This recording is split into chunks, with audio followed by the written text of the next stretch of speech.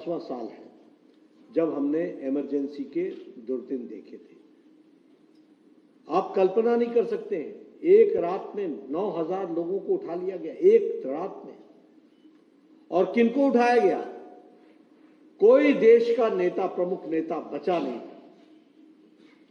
मोरारजी देसाई, मोहन धारिया, अटल बिहारी वाजपेयी, लाल कृष्ण आडवाणी, ऐसी लंबी श्रृंखला है जिनको उसी रात उठा लिया गया और उनको जेल में 1 दिन नहीं, 2 दिन नहीं, 19 महीने से ज्यादा रहना पड़ा। 19 महीने से ज्यादा रहना पड़ा।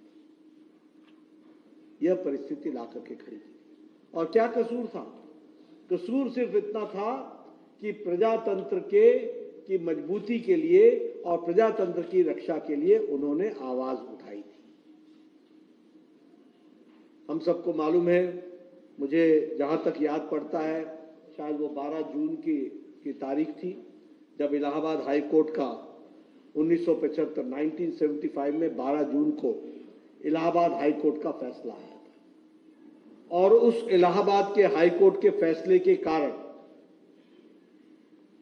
प्रधानमंत्री उस समय इंदिरा गांधी जी थी, उनका चुनाव निरस्त हुआ था। वो अनफेयर मीन से चुनाव लड़ रही थी। ये इलाहाबाद हाई कोर्ट का जजमेंट था। आप सोच सकते हैं, आज हमारे नौजवान बच्चों को शायद पता नहीं होगा, हमारे नौजवानों को मालूम नहीं होगा कि प्रधानमंत्री अपने कुर्सी पर रहते हुए इंडिक्ट हुई थी इलाहाबाद हाई कोर्ट से, और इलाहाबाद हाई कोर्ट ने उनके चुनाव को निरस्त किया था। और यही नहीं, 6 साल तक इलेक्शन से डिबार भी किया था। यह स्थिति आकर के खड़ी हुई थी। इस तरीके से उस समय की स्थिति आई थी। और उसके बाद कानून को बदला गया। कानून को बदलने के बाद श्रीमती इंदिरा गांधी प्रधानमंत्री के रूप में मौजूद रही। और ये जो लड़ाई चल रही थी, वैसे तो लगभग 1974 से शुरू हो गई थी, जयप्रकाश नारायण जी के आंदोलन के माध्यम से, जो सारे देश में प्रजातंत्र को बचाने के लिए और बेरोजगारी, भ्रष्टाचार, भाई भतीजावाद के खिलाफ जो आंदोलन चल रहा था, उस आंदोलन के माध्यम में ये जब श्रीमती इंदिरा गांधी का फैसला आया और जिस तरीके से उन्होंने संविधान को बदल करके अपनी कुर्सी की रक्षा करने का प्रयास किया, उस समय सारा देश आंदोलित हो गया, उद्वेलित हो गया।